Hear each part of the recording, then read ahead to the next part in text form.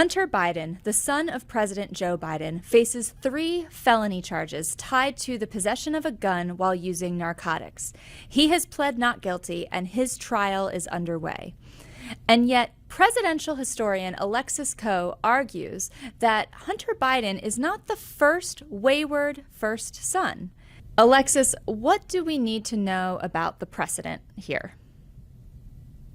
There's no real precedent for this kind of relentless pursuit of a first son, but by no means is Hunter Biden the first son to humiliate his president father, and he probably won't be the last. But among the 250 years of history of families and their frankly ne'er-do-well sons, he's middling at best.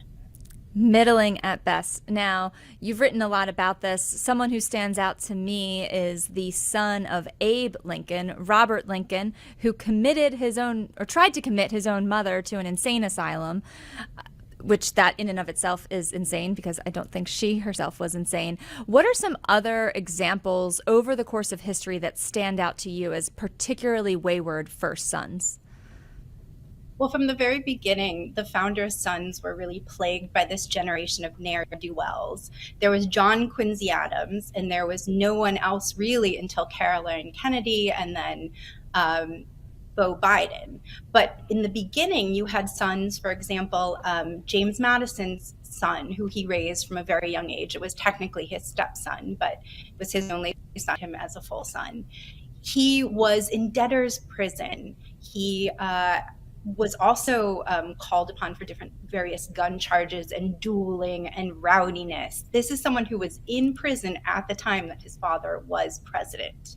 You have this going on for generations. They're FDR's sons. They almost all traded some kind of attention for influence, for jobs, for anything to do with personal gains. What you have here, however, that differs is it got to the level of actual legal action. And we have seen that in recent history.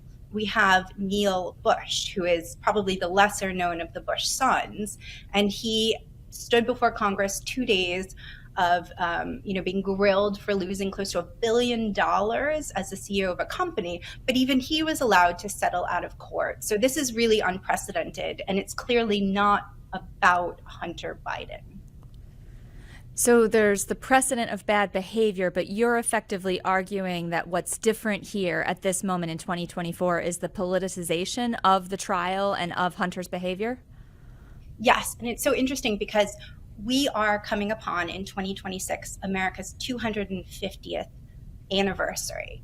And at the very beginning, when George Washington, the subject of my last book, left office, he was clear in his farewell address in 1796. He wrote that his biggest fear about political parties, he's the only president to have never claimed one, his biggest fear about them was that parties would not care about their constituents, they wouldn't care about voters, they wouldn't care about local interests, they would only care about accruing power. And that what that would do is, and this is a quote, sharpen the spirit of revenge.